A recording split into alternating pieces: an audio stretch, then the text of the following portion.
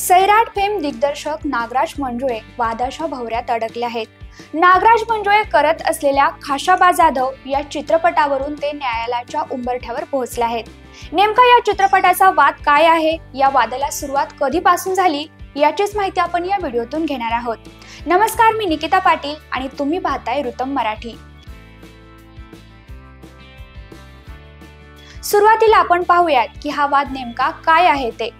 तर नागराज मंजुळे यांनी काही वर्षांपूर्वी भारतीय कुस्तीपटू पैलवान खाशाबा जाधव यांच्या जीवनपटावर आधारित खाशाबा जाधव या चित्रपटाची घोषणा केली होती। खाशाबा जाधव यांच्याविषयी थोडं सविस्तर बोलायचं झालं तर 1952 मध्ये हेलसिंकी येथील उन्हाळी ऑलिम्पिकमध्ये कांस्यपदक जिंकण्यासाठी ते प्रसिद्ध आहेत। ऑलिम्पिकमध्ये वैयक्तिक पदक जिंकणारे ते स्वतंत्र भारतातील पहिले खेळाडू म्हणून ओळखले जातात।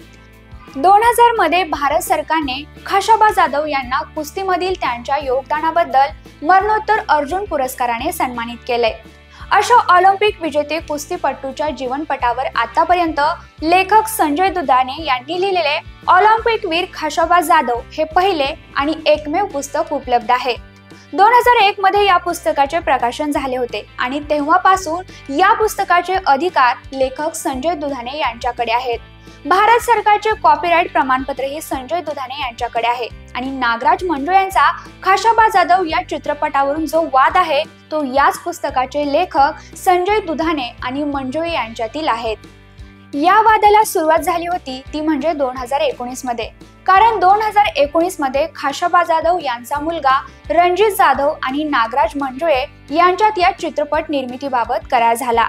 त्यानंतर लेखक संजय दुधाणे यांनी लेखकाला अंधारात ठेवून हा चित्रपट करत असल्याने हे सगळं बेकायदेशीर असल्याचा आरोप केला होता।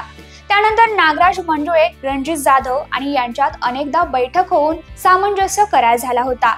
यावेळी मंजुळे यांनी दुधाणे यांना रणजित जाधव यांच्याप्रमाणे समान वाटा देऊन त्यांचा मान राखला जाईल असं दुधाणे यांना सांगितलं होतं। हे रणजित जाधव यांनी देखील मान्य केलं होतं। या करारानुसार काही होत नसल्याच्या कारणाने दुधाणे यांनी 2022 मध्येही नागराज मंजुळे यांना नोटीस पाठवली होती, परंतु त्यावेळी या कथेच्या वादामुळे चित्रपटच करत नसल्याचं मंजुळे यांनी कळवलं होतं। परंतु पुन्हा 2023 मध्ये रणजित जाधव यांनी मंजुळे यांच्या वकिलांसोबत दुधाणे यांची भेट घेत सहकार्याची भावना व्यक्त केली। यावेळी देखील सामंजस्य करार झाला। या करारात देखील उदासीनता दाखवल्याने दुधाणे यांनी नागराज मंजुळेंना आणि जिओ स्टुडिओला नोटीस पाठवली होती, परंतु त्यानंतरही एका मोठ्या मध्यस्थाच्या मदतीनं सप्टेंबर 2024 मध्ये पुन्हा करार करण्यात आला। या करारात लिहिलेली अट अशी होती की संजय दुधाणे यांच्या पुस्तकाचे सर्व हक्क रणजित जाधव यांना देत आहेत, परंतु ही अट आता मान्य नसल्याने संजय दुधाणे यांनी पुणे जिल्हा सत्र न्यायालयात धाव घेतली आहे। त्यामुळे आता पुन्हा या वादाला नवे तोंड फुटले आहे। आता पुणे जिल्हा सत्र न्यायालयाने दिग्दर्शक नागराज मंजुळे यांच्यासह जिओ स्टुडिओ, आटपाट प्रोडक्शन आणि निर्माती ज्योती देशपांडे यांना समन्स बजावले आहे। या फिल्मच्या निर्मितीवर आणि प्रदर्शनावर मनाई करण्याची मागणी देखील दुधाणे यांच्याकडून करण्यात आली आहे। आता या प्रकरणी पुढील सुनावणी 6 डिसेंबरला होणार आहे। त्यामुळे गेल्या अनेक वर्षापासून वादाच्या भोवऱ्यात असलेल्या या चित्रपटाची निर्मिती होणार की नाही हा खरा प्रश्न आहे।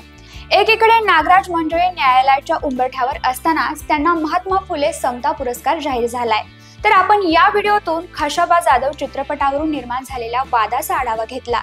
अशाच विविध सविस्तर माहितीसाठी ऋतम मराठीला आता सबस्क्राईब करा।